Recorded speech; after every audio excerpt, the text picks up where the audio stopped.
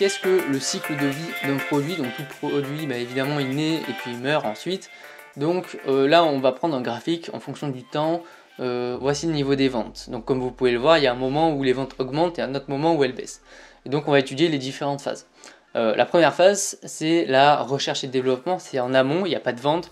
Là, on est en train de rechercher justement à développer un produit. On fait des études de marché et on met en place des tests sur un produit.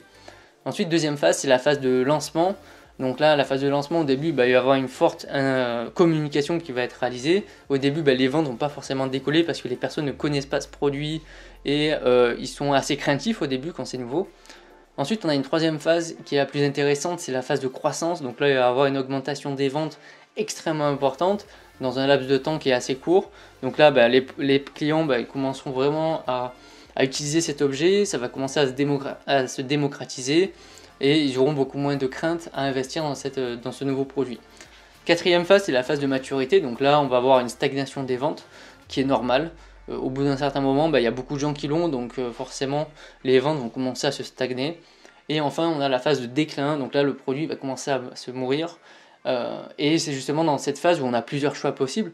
Le premier, c'est de laisser le produit terminer sa vie. Le second, en fait, c'est d'avoir recours à l'innovation pour pouvoir rebooster, redonner un coup de vente à ce produit. Donc là, ça se dirigera pas vers le bas, mais ça va remonter vers le haut.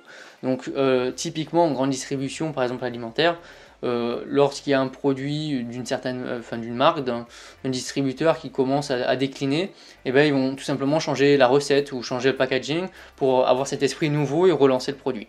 Donc c'est une possibilité pour faire face à cette phase de déclin.